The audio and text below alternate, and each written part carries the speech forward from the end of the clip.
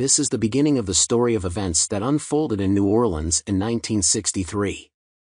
Judyth Vary had just arrived in the city from her home in Florida when she met Lee Harvey Oswald in what turned out to be a planned chance encounter in late April. Through Judyth's eyes, we learn how these events go a long way toward explaining what happened in Dallas on November 22, 1963. We find that Oswald did not shoot JFK. In fact, LHO was trying to help save JFK's life in a twisted plot that ended up with LHO's assassination at the hands of the CIA he was working for. Judyth Vary was born in South Bend, Indiana on May 15, 1943. In school she was a science whiz kid, winning lots of prizes and awards. Her science skills eventually were focused on cancer research, and she figured out how to induce cancer in lab mice when only a few laboratories in the US had been able to achieve that. Furthermore, Judyth had accomplished it in 7 days.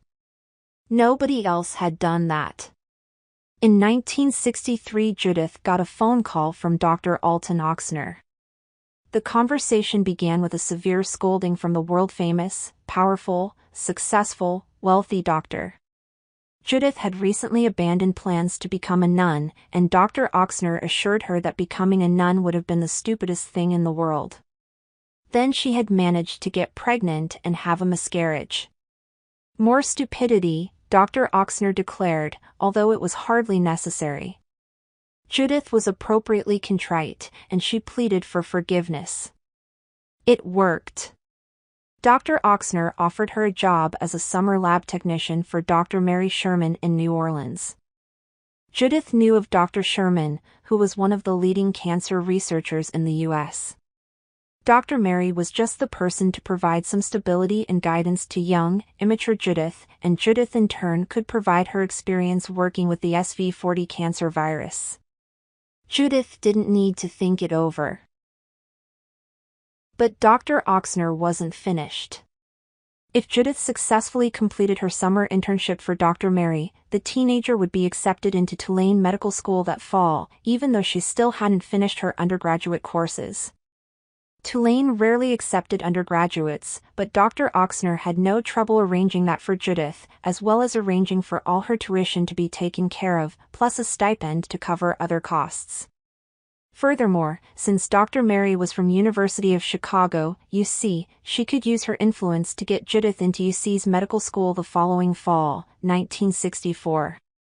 During the middle of the conversation, Dr. Ochsner asked Judyth another question out of the blue. How did she feel about Fidel Castro? She said Castro was a terrible dictator who should be removed from power, by force if that's what it took. That's just what Dr. Ochsner wanted to hear. Judyth couldn't get to New Orleans fast enough.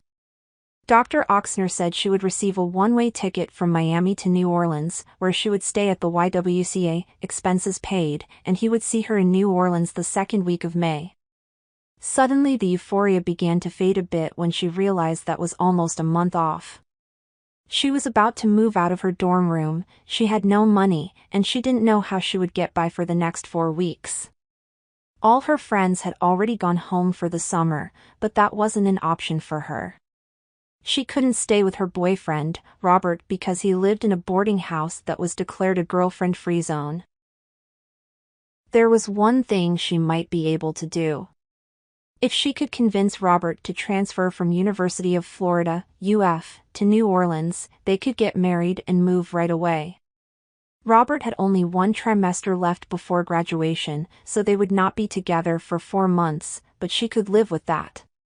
She wasn't sure she could convince Robert, however. She took him to the UF library and showed him all the ads for jobs in New Orleans at petroleum companies, enticing him toward a lucrative career in geoscience and away from a career as a writer. She didn't tell him about starting medical school in the fall because he might consider it a sign that she planned to leave him. She knew that putting too much direct pressure on him might very well backfire on her. After all, he hadn't even bought her an engagement ring yet. But she did remind him that unless they were married she wouldn't be able to get birth control pills, and he hated wearing condoms. Robert agreed to meet Judyth in New Orleans after working for his parents for a while at their business in Fort Walton Beach. She had received the bus ticket, so Robert drove her to the bus station so she could start enjoying her rent-free stay at the Y in New Orleans.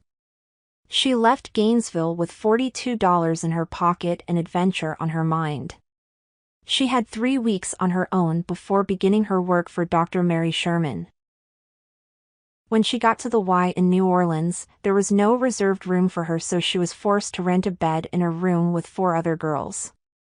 One was a waitress whose take-home pay was $7 per day. One was a stripper, and another was in training to become a Playboy bunny. She couldn't see herself, a gifted cancer researcher, working in a burger joint, but she could never, ever be a strip dancer or a bunny. Her Catholic upbringing had precluded any possibility of that, and besides, she had numerous scars on her abdomen from multiple childhood surgeries. She called Dr. Ochsner to see if he could help, but Judyth was not expected for another 2 weeks, and the doctor was traveling. Dr. Mary was also out of town. Until Judyth had completed all the paperwork, there was no chance of getting any money or getting any temporary work at the clinic.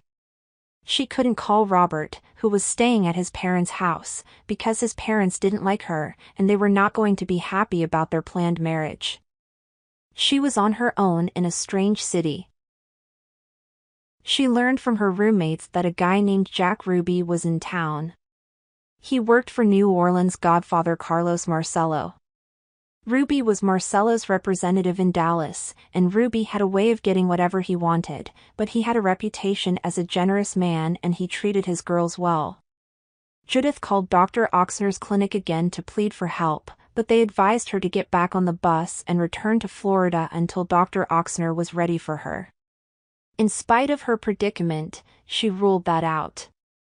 It was the first time in her young life that she had faced the frightening prospect of having to provide for herself, but fear was offset somewhat with the thrill of being totally on her own for the first time. Once Robert came and married her, everything would be fine, but that seemed like a long time in the future. Suddenly, working at a fast food restaurant didn't sound so bad, so she tagged along with her roommate to work and started her waitressing career the next morning. It was a vastly different environment than working in a laboratory. Life at the royal castle moved at a frantic pace, and cleanliness was next to unimportant. On April 22, Tuesday, she went to the post office and got her first letter from Robert. 2 days later she received his second letter and $5. Robert was unlikely to ever be accused of generosity. There was no letter the next 4 days, even though her fiancé had promised to write every day. On the 26th, Judyth went to work at the royal castle, returned to the Y and changed into a dress, then headed out to the post office and the Ochsner clinic. No letter again. As she was speaking to the postal clerk, she dropped her newspaper, which was picked up by the man in line behind her. She smiled at him and said Karasha, Tovarish, Russian for thanks, comrade. She had often used that line in college as an icebreaker, but she used it now in flirtation as well, in defiance of Robert's inattention. To her surprise, he answered back in perfect Russian. It's not good to speak Russian in New Orleans. The clean-cut young man asked her to wait while he stepped up and asked the clerk if there was any mail for Lee H. Oswald. They left together and struck up what turned out to be a long conversation and the beginning of an adventure Judyth could never have imagined. Judyth explained to Lee that she was in town to work for Dr. Mary Sherman that summer. Lee said he had a friend named David Ferry who had mentioned Dr. Sherman recently. Lee asked her why she was working at a fast food restaurant, and she explained her situation. They continued talking for another hour while sitting on a park bench. He told her his wife was in Texas because they weren't getting along very well. She did not get the impression he was suggesting he was available for romance, but she would not have considered the possibility completely out of the question. He asked if she played chess, and she said she was actually pretty good at it. He said he would call his friend Dr. Ferry right away and arrange to play chess with her using his chess set. Meanwhile, she could leave a message for him at the YMCA if she needed anything.